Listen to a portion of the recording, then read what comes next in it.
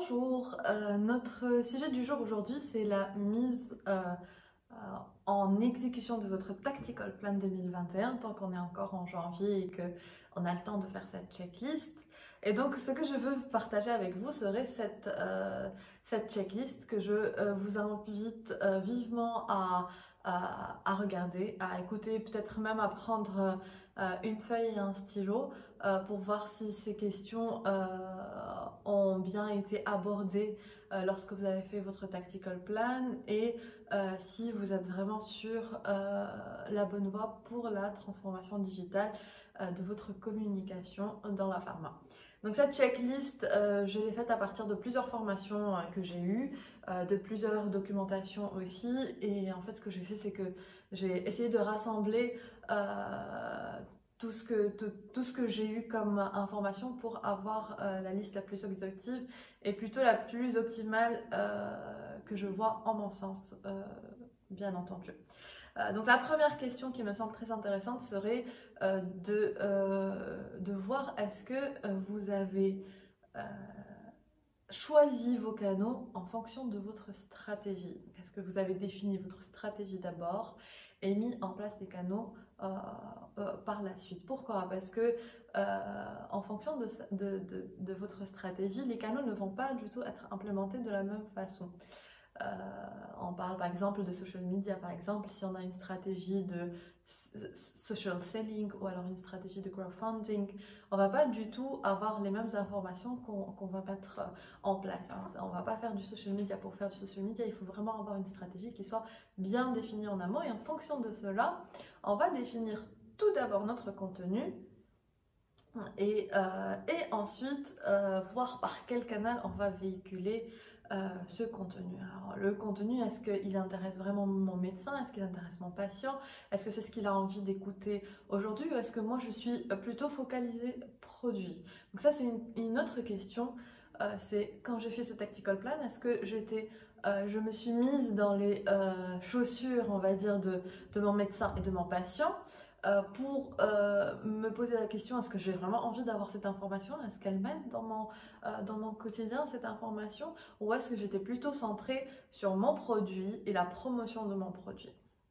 Une autre question serait, est-ce que j'ai vraiment segmenter tous mes personnages? C'est quoi les personnages, vous me direz?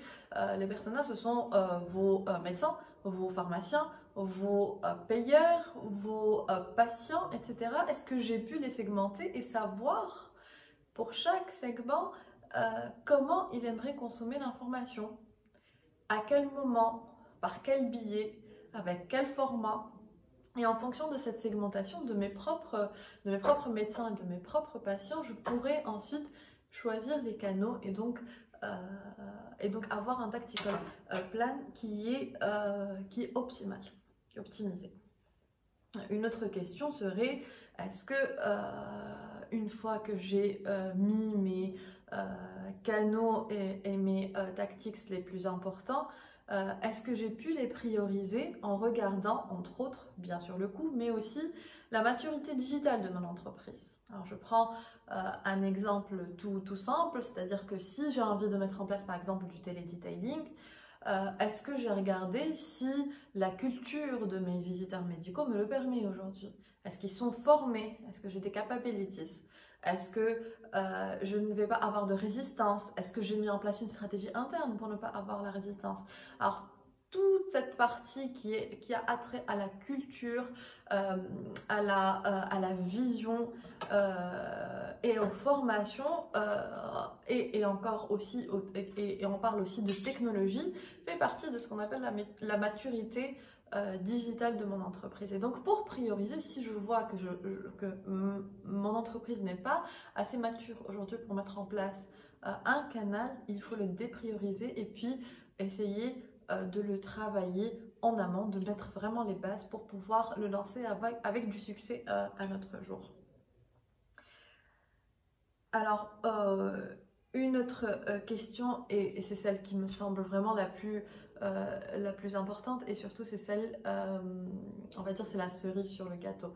Est-ce que vous avez fait un mapping de votre Customer Journey. Et quand je dis Customer Journey, c'est vraiment un par un, chaque médecin et chaque segment de médecin, chaque patient, chaque segment de patient, etc. etc. Est-ce que je sais quel est le parcours de chacun de mes personas? Est-ce que je connais les touch points, chaque touch point de mon persona? Et est-ce que je suis arrivée pour ces touch points de faire en sorte qu'il y ait une conversion de mon persona vers mon produit ou vers en tout cas le service que j'offre. Donc voilà, j'espère qu'elle va vous être utile cette checklist. Dites-moi si elle vous apporte quelque chose ou si vous ajouteriez peut-être d'autres questions.